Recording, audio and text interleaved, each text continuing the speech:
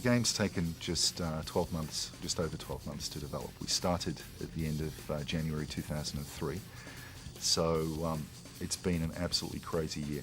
I wanted to make something which would take Transformers somewhere new. You know, you look at the toys, those are great for kids. You look at the cartoon, that's for a certain kind of demographic as well. The question with Transformers was how to take it and make it into something that would work as a PS2 game. The potential of it and the brilliance of it is astounding, really. Everybody at Melbourne House worked on this title, so 70 odd people internally, 10 different divisions. The game was split into several core areas: art, technology and design.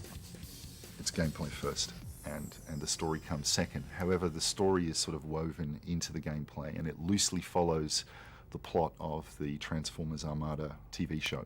The Minicons crash on Earth a million years ago, and you need to recover them. The Autobots need to recover them in order to turn the tide in the great war that's been going on for a million years between the Decepticons and the Autobots. The gameplay is really organic. There's not just one way to play through a level or one thing to do in a level. It's not a traditional game in that sense. I think freedom is very important for modern game players. They don't want to feel like they're just running down a tunnel lined with trees. So it's something we place great value in.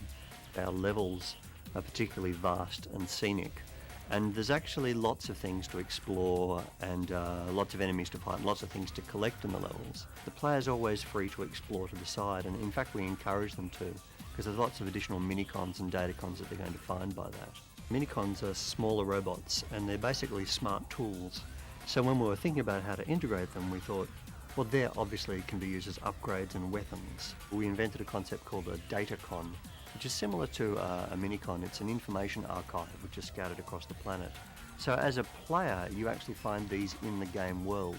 So it gives you more to explore for.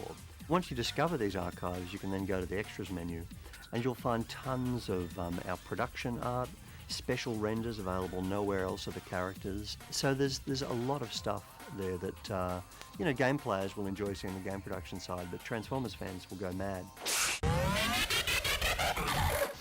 We have 3 art directors, one focused on the backgrounds, one focused on the characters, and one focused on the CG, which is Kuji Kawase. He's previously worked on Final Fantasy games, and he's been working on directing the CG with our friends at Build Up in Japan.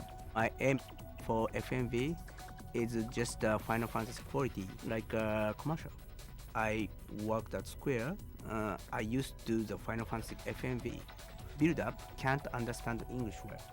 So I made very detailed feedback for storyboards and animatics in Japanese. Working with Build Up in Japan is something that I've really wanted to do for quite a while. Most of the models that are in the CG are originally made by Melbourne House staff. So we have Western produced game models which are going to a Japanese studio and being enhanced with a really special Japanese touch back to us, where we incorporate them into the game. I would have waited an eternity for this. In the early stages of the project, we needed assets, especially for our art team, who were producing the characters for the game. They sent us the actual toys that we could look at, and we concluded that we needed to make the whole game a lot more edgier, a lot more adult, a lot more appealing to sort of 20 to 30-year-old PlayStation 2 players. So we needed to take the brand to a new place, to somewhere that it hasn't been before, which is a cooler, sort of edgier, much more exciting form of Transformers. This is the light unit, so he's a very important character to the game. Originally the guy was called Chameleon, and we come up with a pencil sketch, and this is the very, very first production drawing. Our artists then go back and make many designs, and this is the winner we came up with. And once we say this is good, we make something a little clearer. Now you can see like lots of details. You can see his little swimming pants, and you can see the kind of gun he's holding. Once we go to the computer stage, it's interesting to note that we build him, we texture him, only then we define the colors. He's really small. We thought he'd be cute in pink.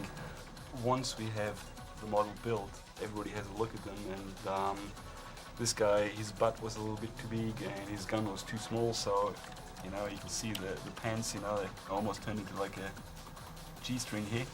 You can't give something character which can't talk, because they don't have emotions in their faces, they can laugh or cry. But it's very important to us to show emotion, and also really the threat a certain unit poses to you. You know, light unit doesn't really run anyway, he doesn't really go too fast, he's not really too smart, so it should be an easy target. The problem is, once you encounter them in large numbers, trouble. The transform feature is something that was really quite difficult to make work as well as it does. To begin with, we made the robot just like the toys, but we really wanted to make both the vehicle and the robot look better than they do as toys, make cooler designs. And the problem is that as soon as you make, say, the vehicle look cool, then it means that the robot looks wrong. Or if you make the robot look really good, then that's not right for a vehicle. So we needed to find a way to separate the vehicle and the robot into two completely different models and have them blend together and transform in a way which is invisible to the eye, really. We were really interested to build something a little more organic, and so we tried to sort of introduce a lot of natural landscapes, and those natural landscapes I think have allowed the game to be a lot more open. If you look at the Amazon, I don't think that any game actually has an environment that's quite like this, and it's because we have a very special kind of technology that let us do that. And this was our dream of what the forest was going to look like. So this is not using the game system, this is hand modelled and hand lit. It becomes like almost a Bible for what we want that style to be. You start with a rough top-down map, that becomes a very detailed top-down map, that becomes a height map, that becomes a mesh that's been projected onto the height map and then elevated. If you're just sort of building it out of polygons, it's really contrived. So we're starting with organic, and then we're putting gameplay into that organic with the intention that it's a realistic place, and so you feel like you really are in there. You're not in a series of boxes and slides that is basically a puzzle. You're trying to build somewhere real. We did base them on real places. We didn't actually take absolute geography of places. We took themes and concepts, and so we have levels in the Amazon rainforest. We have an Antarctic level. The idea with that really is not so much the excitement of ice and snow, but the idea that we can have a lot of visual effects. There's masses of snow, there's wind, there's spin drift going across the surface of the snow. Deep Amazon is just an extension of the Amazon, where we try and use lighting as a very dramatic sort of way, and we're really trying to get a lot of atmosphere into the level. There's a lot of things that come from the technical group that just basically help the artists not only do the job as to the highest possible level, but to do it easier and faster. We developed a system for generating primary objects which we then can perpetuate through the world. We use it for trees, and we basically build maybe 9 or 10 trees, and then we just paint those across the level using a template system. You can just turn on a channel here and paint in the location of where we want the trees to be. So the red areas are where the trees are thick, and the white areas are where the trees are thin. We have a lot of water in the game, and we just talk about what we'd like the water to be.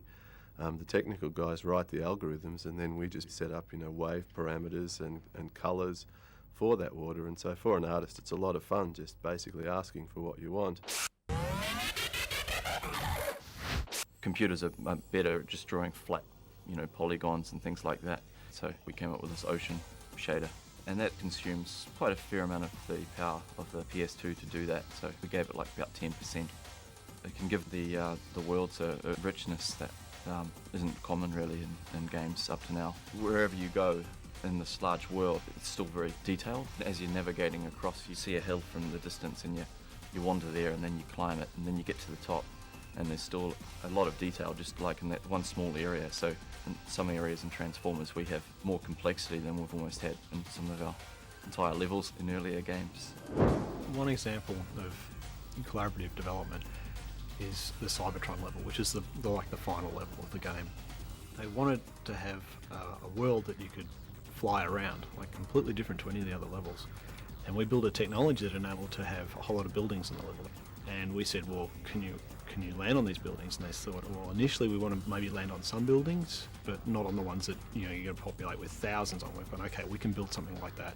So we built them something that could give them thousands and thousands of buildings. And then they just went, well, this is really cool, but now we want to be able to fly way back from the planet. We want to be able to see the whole planet, and we want to be able to see, like thousands upon thousands of buildings. So we started building technology that could handle reducing the amount of buildings as you faded back from the planet, but still being able to handle the thousands of buildings. The technology for PS2 is really great. We've got a really brutal, fast, highly evolved engine, and so the visuals are really tip-top in the game. And we've had a really good budget to work with the title as well, and it's given us a chance to make something which is top-end. We've done that before with racing games, but not with this kind of action game. We've tons of polygons, really smooth frame rate, tons of enemies to battle and fight against. We're definitely pushing the PlayStation 2 to its limits. You can see this on the screen when you're playing the game, the number of creatures you're playing against, the artificial intelligence they're displaying, the physics as they get thrown around the world. Every bit of the world you can see is accessible, you can reach it, every tree exists in the game. We've had over 6,300 builds of the game so far. Our testing system runs every single day. We build a new build for the QA department, which we then supply to our own QA here in Australia, then also to America and Europe. It's definitely the most tested thing we've ever done. Nothing has even come close to this. The AI is great in the game. You can really play around with the enemies in these worlds. The enemies are highly intelligent in the game. If you replay a certain level, I guess they will act differently every time. They're very organic in the way they're programmed. So the level designers, I mean, they virtually just place the creatures into the world in different places. None of it's scripted. They actually just say, look, put these guys here in this part of the world, and then the AI takes over. With this game, we had to make car physics that would work on any environment. The Autobots can transform from a robot into a car on an icy tundra, or you might be within an Amazon forest, and we have to be able to drive on those things. Ragdoll physics, it's a more powerful way of simulating reactions with bodies. So as opposed to canned animation, in the past people would just hand animate reactions, say a weapon reaction with a body. Now they're using physical forces to simulate the reaction of that weapon on the body. So, you know, a punch in the head really looks like a punch in the head, or a punch in the leg really looks like a punch in the leg. You don't get the same reaction every time.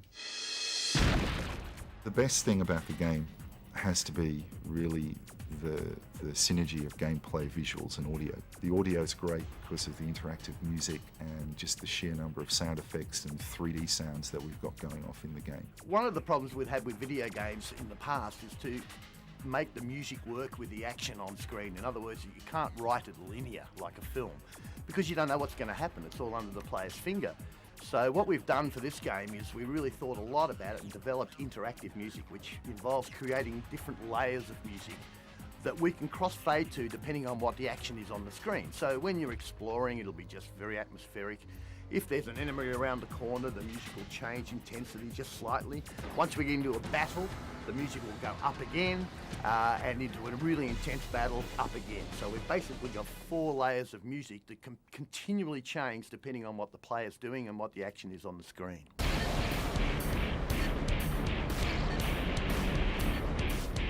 Well, the advantage of having in-house music, and this is something we feel very strongly about, is that rather than just have a game, it goes out to a composer, he just writes the music, you slap it on. We have the added advantage of being able to develop the music with the game. So as levels are being developed, the composer's looking at them, getting a feel for them, writing stuff, putting it into the game. So we're able to work really closely with both the director, the artists, the whole team to develop the music as a part of the game rather than an added on extra. This game was completely different because of the interactive music that we had. You're actually writing different layers of music that all loop and all kind of have to work with each other, and are all controlled by the player. So I really had to work with the development team to try. It was a lot of trial and error because we'd never done it before. Putting music into it, pulling it back out, trying something else. Lots of that. As far as the voices for Transformers go, we cast about 100 actors, and we cast some people here, threw it all into a pile, let the director hear it all, and he chose who he wanted for each of the parts. We ended up going with Gary Chalk, who's the Optimus Prime from the Armada series. Autobots, we must stop Megatron. Roll out! And David Kay, who's Megatron from the Armada series. It's over, Prime. Both those guys were extremely good and knew the characters very well. We went to Vancouver in Canada, where they both reside, to record them, and we gave them direction as to how we wanted them to be.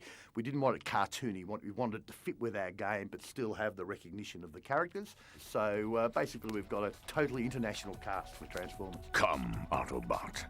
Let's finish it. A lot of people who see the game for the first time are very, very surprised by what a Transformers game has become.